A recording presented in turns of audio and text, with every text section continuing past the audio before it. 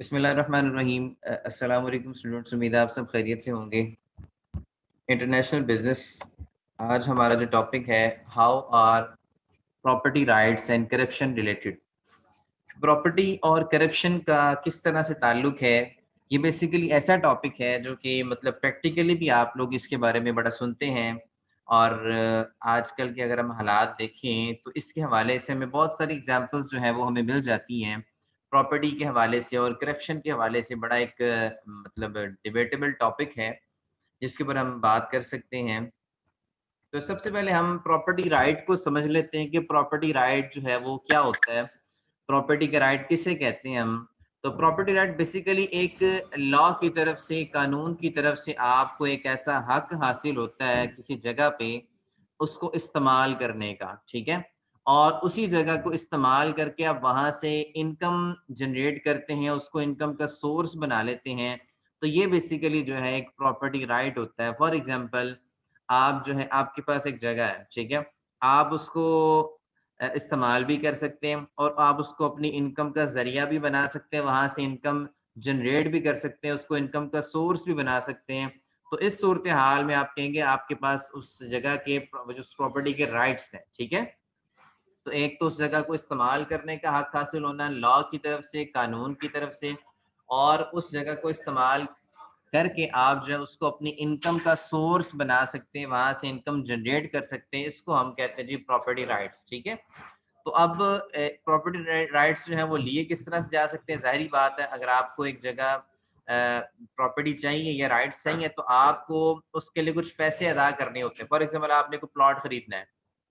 तो सिंपली आप क्या करेंगे, उसको अपने नाम पे रजिस्टर करवाएँगे और आप जो उस प्लॉट की कीमत जो उसके मालिक को अदा कर देंगे, तो आपके पास उस प्रॉपर्टी के राइट्स आ जाएँगे, ठीक है? इसी तरह सेम लाइक आप बहुत और सारे एग्ज़ाम्पल भी ले सकते हैं कि कोई भी जगह आपने खरीदनी है, तो आप उसके लिए जो है, उस जगह की जो कॉस्ट है, उसको आप अदा करते हैं और साथ में जो है आप उसको जो रजिस्ट्रेशन है, उसकी जो ओनरशिप है, वो भी चेंज करवाते हैं, फिर आपके पास उस जगह के राइट्स आ जाते हैं, उस जगह को आप इस्तेमाल भी कर सकते हैं और उस जगह को आप बाद में अपनी इनकम का सोर्स भी बना सकते हैं, ठीक है? उसके बाद बात करते हैं अब करप्शन की, कि करप्शन किस तरह से हो सकती है, कैन बी वायलेटेड थ्रू। 2 तरह के हमारे पास एक्शन है, 2 तरह से यहाँ पे करप्शन हो सकती है। एक तो होता है जी प्राइवेट एक्शन और एक होता है जी पब्लिक एक्शन। आपने अक्सर सुना होगा कि कुछ लोगों ने जो है वो किसी की जगह पर कब्ज़ा कर लिया।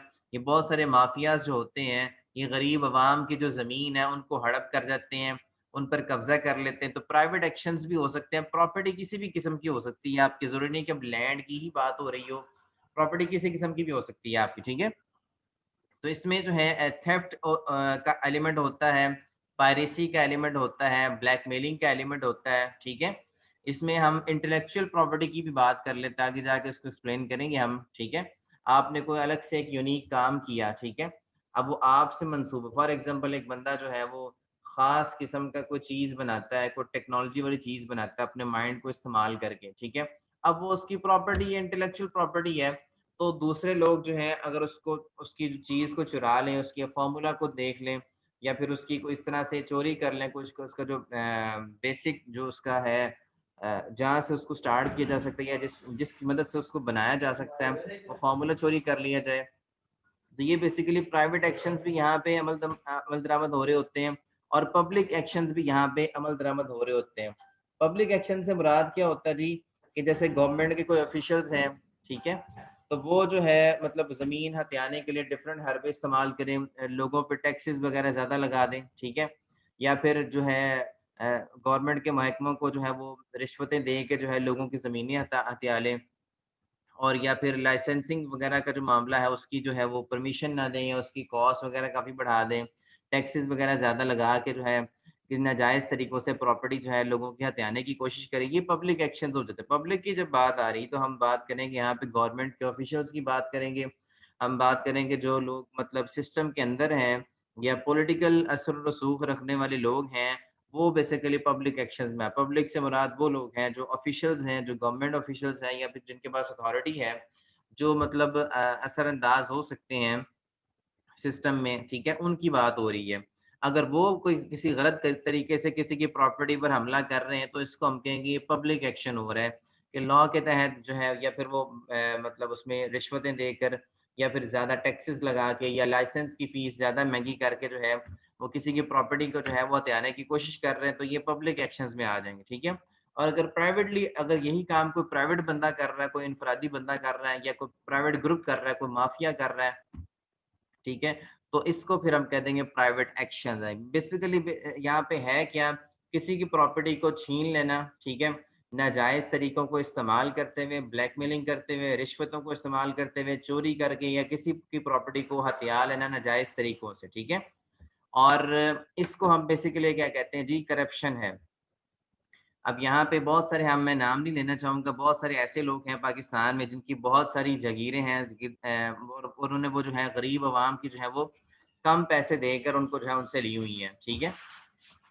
और अब वो जो है क्या कहते हैं, बड़े-बड़े अपने जो है वो डेली बेसिस पे जो लोगों को खाना भी फराहम कर रहे हैं, लेकिन उन्होंने जो गुनाह कर लिया है, लोगों की मतलब जो प्रॉपर्टीज़ को हथिया लिया है, अब वो डेली बेसिस पे अगर खाना भी खिलाएँ गरीब अवाम को, तो वो चीज़ पूरी नहीं हो सकती जो उन्होंने हक मार लिया किसी का, ठीक है। बहुत सारे ऐसे माफियाज़ हैं पाकिस्तान में जो लोगों की जो प्रॉपर्टीज़ पर हमला करते हैं और नाजायज़ तरीकों से प्रॉपर्टीज़ वगैरह को हथिया लेते हैं और अपने नाम करवा लेते हैं उन चीज़ों को करप्शन करके ना।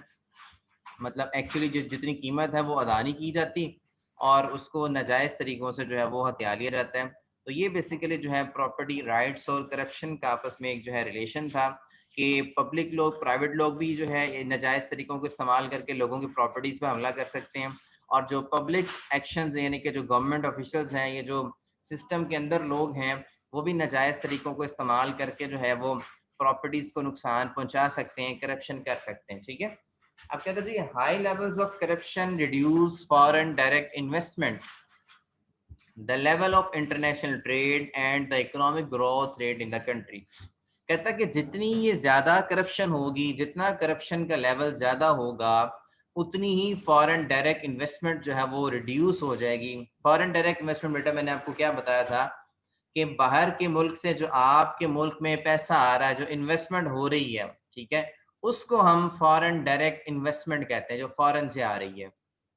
अब अगर एक कंट्री में इस तरह से प्रॉपर्टी जो है वो हथियाई जाती है, प्रॉपर्टी के जो करप्शन बहुत ज्यादा है, तो वहां पे कोई बंदा अपनी प्रॉपर्टी या अपनी कोई पैसा इन्वेस्टमेंट करना चाहेगा? जाहिर बात है, कोई बंदा बाहर से किसी ऐसे कंट्री में इन्वेस्टमेंट कभी नहीं करना चाहेगा जहां पे इस तरह से करप्शन के मामला बहुत ज्यादा चल रहे हो, ठीक है।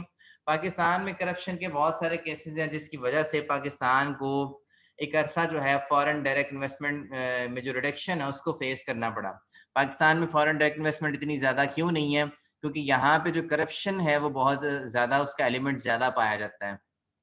अब चाइना की अगर हम बात कर लें तो वहाँ पे फॉरेन डायरेक्ट इन्वेस्टमेंट यानी कि बाहर के लोग चाइना में ज़्यादा इन्वेस्टमेंट क्यों करते हैं, या वहाँ पे क्यों मतलब जो है सेटअप लगाया जा रहा है, क्योंकि वहाँ पे जो है करप्शन ज़्यादा नहीं है, ठीक है। तो एज़ कंपैरिज़न लोग देखते हैं कि हम ऐसी जगह पे इन्वेस्टमेंट करें जहाँ पे करप्शन मिनिमम से मिनिमम हो या जहाँ पे हो ही ना, ठीक है। थोड़ी बहुत तो प्रिवेल करती ही करती है, ठीक है। अच्छा, अब उसमें नेक्स्ट हम बात करेंगे इस पे, Foreign Corrupt Practices Act make it illegal for US companies to bribe foreign government officials to obtain or maintain business over which that foreign officials has authority, ठीक है। कहता है एक फॉरेन करप्ट प्रैक्टिसेस एक्ट बनाया गया। इस act का मकसद क्या था कि जो करप्शन के रिलेटेड मामलात हैं उनको सामने रखना, ठीक है। इस एक्ट का मकसद ये था कि जो करप्शन जो है उसको रिड्यूस करना, उसको ख़त्म करना, उसको जड़ से उखाड़ना, और उसके हवाले से जो है वो स्ट्रिक्ट रूल्स जो हैं उसको अप्लाई करना। अब ये जब एक्ट आया, फॉरेन करप्ट प्रैक्टिसेस एक्ट, इसने जो है यूएस कंपनीज के लिए, जो यूनाइटेड स्टेट्स की अमेरिकन कंपनीज थी, उनके लिए इस बात को इल्लीगल बना दिया कि वो दूसरे मुल्कों में जो लोग हैं उनको रिश्वतें देकर, ठीक है, वहाँ पे जो है अपनी प्रॉपर्टीज जो है उनको बनाने से रोका जाए। फॉर एग्जांपल, अगर यूएस कंपनीज किसी और मुल्क में बिजनेस कर रही हैं और वहाँ पे मतलब जो फॉरेन जो ऑफिशियल्स हैं, जो गवर्नमेंट ऑफिशियल्स हैं उस मुल्क के, वहाँ पे उन लोगों को रिश्वतें देकर जो है प्रॉपर्टियाँ हथियाई जा रही हैं, तो इस चीज़ को जो है वो मतलब इल्लीगल बना दिया है। फॉर एग्जाम्पल हम बात करते हैं जी दो मुल्कों की, कि एक मुल्क जो है वो दूसरे मुल्क में कारोबार कर रहा है, ठीक है। अब एक मुल्क जो है वो दूसरे मुल्क में कुछ प्रॉपर्टी हासिल करना चाहता है, अब वो दूसरे मुल्क के जो वो जो ऑफिशियल्स हैं उनके साथ राब्ते करके उनको रिश्वतें दे के सस्ते में जो है प्रॉपर्टियां जो गरीब आवाम की वो हथियार है या अपने बिजनेस को इस तरीके से बढ़ा रहा है। तो इस तरह की जो प्रैक्टिसेस थी, जो एक मुल्क दूसरे मुल्क में जाके दूसरे मुल्क के जो रिप्रेजेंटेटिव है, जो गवर्नमेंट ऑफिशियल्स है, उनके साथ मिलकर जो 2 नंबरियां कर रहा होता है, इस चीज को रोकने के लिए जो है वो फॉरेन करप्ट प्रैक्टिसेस एक्ट बनाया गया कि एक मुल्क को इजाजत नहीं होगी कि वो दूसरे मुल्क में जाके दूसरे मुल्क के जो ऑफिशियल्स हैं उनसे राब्ते करके उनको रिश्वतें दे के, या जिनके पास अथॉरिटी है जो दो नंबरी कर सकते हैं उनके साथ मिलकर जो है 2 नंबरी करें। इस चीज को रोकने के लिए जो है एक्ट बनाया गया फॉरेन करप्ट प्रैक्टिसेस है कि आप दूसरे मुल्क में जाके भी जो है वो करप्शन नहीं कर सकते, दूसरे मुल्क की प्रॉपर्टीज पे भी इस तरह से जो है वो हथिया नहीं सकते उनको। ठीक है, इस चीज को रोकने के लिए जो है ये एक्ट बनाया गया था। उसके बाद नेक्स्ट हम जाते हैं जिसके अगला पॉइंट है, हम यहाँ पे मोस्ट करप्ट जो कंट्रीज हैं उनके हवाले से हमारे पास यहाँ पे लिस्ट दी गई है। ठीक है, रैंकिंग वाइज अगर हम देखें यहाँ पे कि करप्शन, ये 2008 तक का स्टैटिस्टिक्स दिया हुआ है, 2008 तक का डाटा दिया हुआ है। ठीक है, उसमें आप देख सकते हैं कि यहाँ पे जो है अब जो मतलब जो है यहाँ से 0 2 4 6 8 10, ठीक है, अब जो कंट्री 10 की तरफ जितना ज्यादा है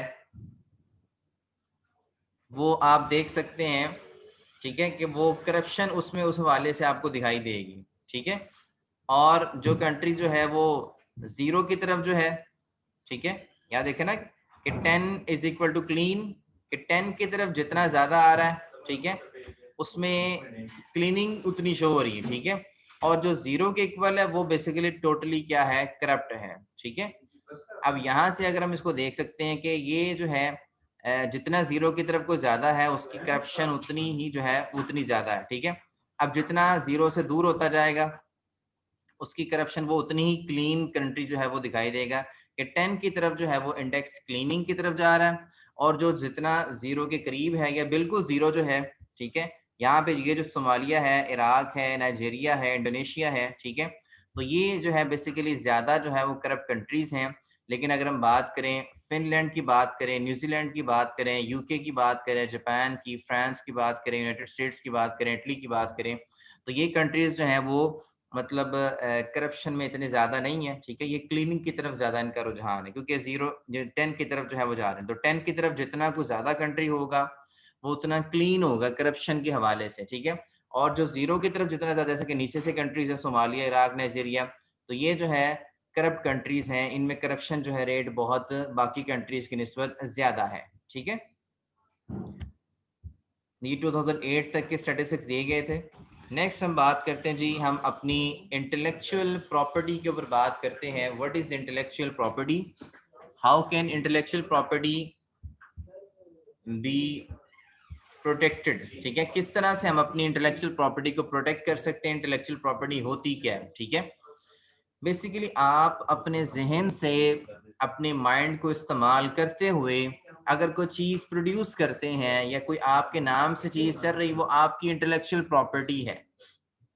फॉर एग्जाम्पल आपने कोई डिजाइन बनाया, ठीक है, अपने माइंड से, अपने जहन से, अपने स्किल्स को इस्तेमाल करते हुए आपने एक डिजाइन को क्रिएट किया।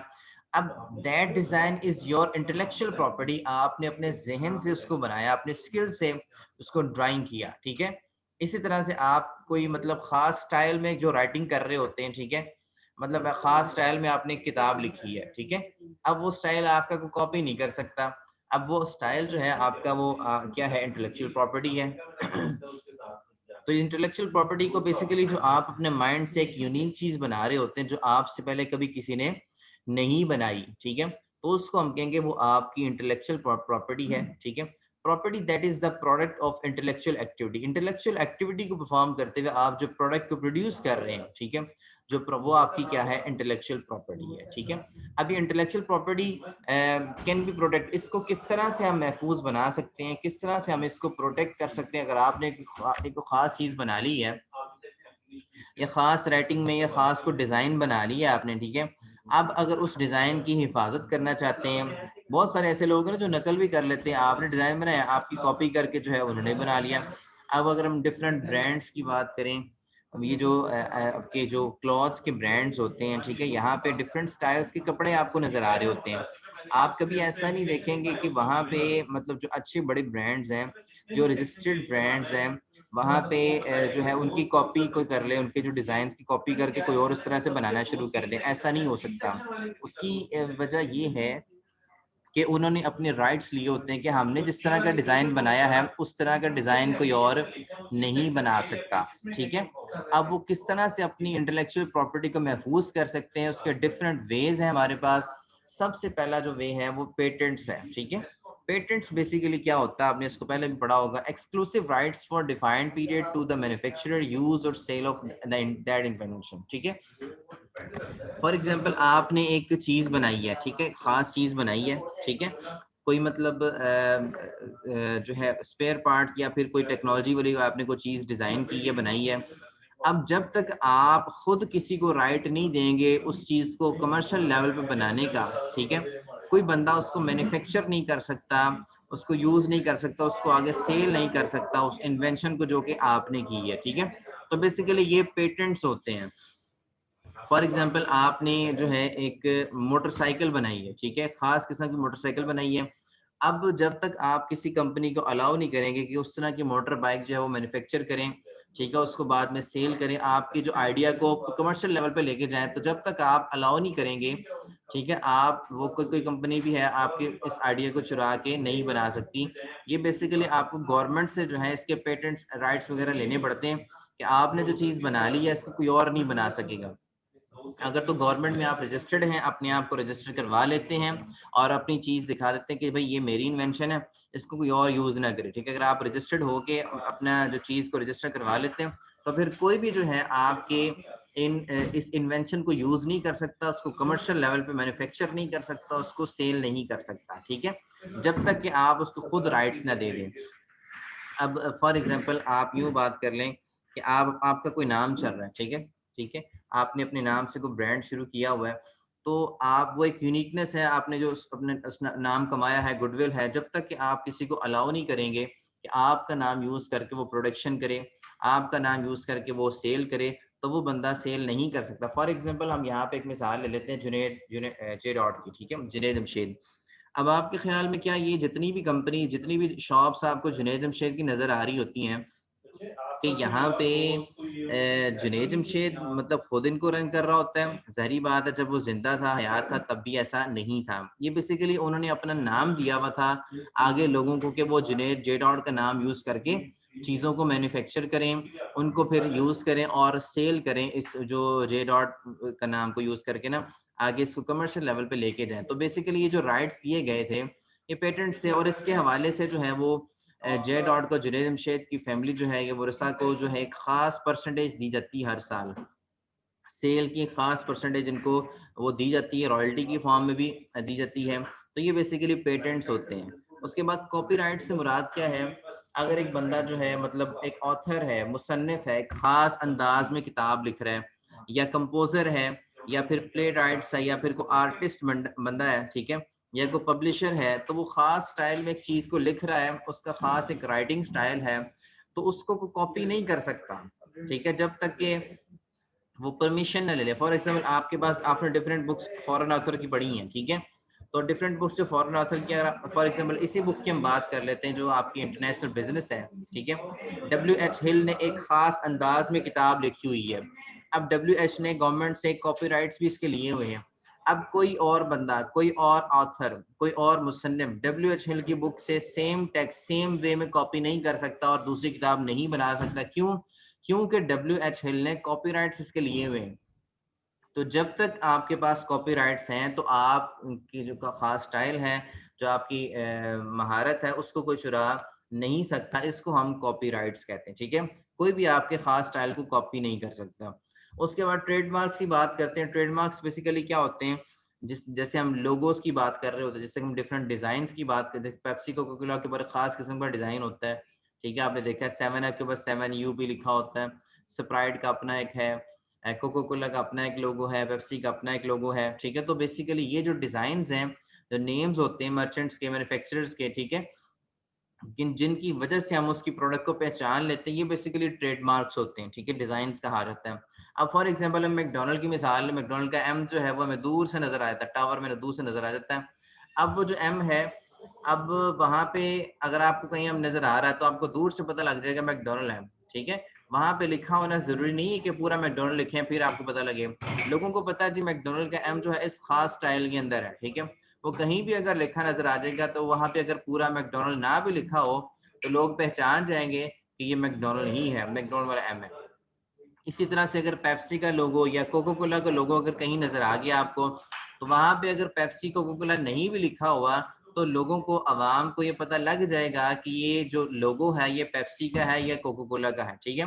तो ऐसे ट्रेडमार्क्स, ऐसे खास किस्म के डिजाइन जो हैं, अगर आप वो रजिस्टर्ड करवा लें अपने, ठीक है, तो कोई भी उनको कॉपी नहीं कर सकता, कोई भी उन लोगोस को, उन डिजाइन को कॉपी करके अपनी प्रोडक्ट के ऊपर नहीं लगा सकता। तो अगर वो लगाएगा तो फिर जो है वो लॉ को जवाबदेह होगा, ठीक है। तो बेसिकली ये आपकी सारी की सारी इंटेलेक्चुअल प्रॉपर्टीज होती हैं कि आपने कोई खास डिज़ाइन जो है वो अपनी प्रोडक्ट के लिए डिज़ाइन किया है, और उसके बाद कोई आपका कॉपी, मतलब अगर आप ऑथर हैं या आप आर्टिस्ट हैं या कंपोजर हैं, तो आपने एक खास किस्म का जो कॉपी करने का स्टाइल है या लिखने का स्टाइल है वो आपका है, ठीक है। या आपका जो नाम है मार्केट में बहुत फेमस है। तो इस तरह की चीज़ों को अगर आप रजिस्टर्ड करवा लेंगे तो कोई भी इनको यूज़ नहीं कर सकता, ना तो आपका खास डिज़ाइन यूज़ करेगा कोई, ना ही आपके जो कॉपी करने के राइट्स हैं उनको कुछ छेड़ेगा, और ना ही आपका नाम वगैरह को यूज़ कर सकते हैं। अगर आपकी चीज़ें सारी रजिस्टर्ड होंगी तो कोई बंदा जो है इनको चुरा के अपनी प्रोडक्ट के ऊपर नहीं लगाता। अक्सर आप देखते हैं कि अगर कोई नाम चल जाता है, लोग उससे रेलिवेंट कोई नाम जो है बना के अपना काम शुरू कर देते हैं कि उनका काम भी जो है चलना शुरू हो जाता है। अगर आप ये राइट्स वगैरह ले लेते हैं ना, तो फिर जो है मतलब कोई बंदा भी इस तरह का काम नहीं कर सकता। अगर फॉर एग्जाम्पल मैं आपको मिसाल देना चाहूँगा कि सैमसंग और जो है ना आपकी ये जो आईफोन है, ठीक है, इनका एक मॉडल आया था, उसमें ना उन्होंने थोड़ी सी कॉपी कर ली थी, ठीक है। सैमसंग ने आईफोन की थोड़ी सी, आईफोन आपको पता है कि मतलब ब्रांड है, ठीक है, ब्रांड कॉन्शियस लोग जो है उसको स्टेटस सिंबल भी है। अब सैमसंग ने थोड़ा सा एक कॉपी किया था अपने मॉडल में ना आईफोन को, ठीक है, टच देने की कोशिश की थी। अब बेसिकली आईफोन एक यूनिक चीज है, एक स्टेटस सिंबल है। आईफोन की कंपनी ने जो है वो सैमसंग के ऊपर केस कर दिया था, ठीक है। काफी देर, काफी महीने केस चलता रहा, तो एट द एंड जो है वो चूंकि आईफोन रजिस्टर्ड कंपनी थी, उसका एक खास राइट्स थे उसके पास, अपने ट्रेडमार्क के हवाले से, अपने डिजाइन के हवाले से राइट्स थे उसके पास। तो आईफोन ने इंटरनेशनली जो है वो उस पर केस कर दिया। जब केस किया तो केस चलने के बाद जो है सैमसंग को बिलियंस में जो है पेनल्टी पे करनी पड़ी थी आईफोन को, क्योंकि उसने जो इंटेलेक्चुअल प्रॉपर्टी थी आईफोन की उसको चुराया था। तो इस तरह से अगर आप, आपकी कोई इंटेलेक्चुअल प्रॉपर्टी है, आप उसको अगर रजिस्टर करवा लेते हैं तो कोई भी उसको चुरा नहीं सकता, अगर आपने उसको रजिस्टर करवाया हुआ है, ठीक है। तो उम्मीद है यहाँ तक आपको बात समझ आ गई होगी, ठीक है। यहाँ तक अगर कोई क्वेश्चन आप लोगों का तो आप लोग मुझसे डिस्कस कर सकते हैं।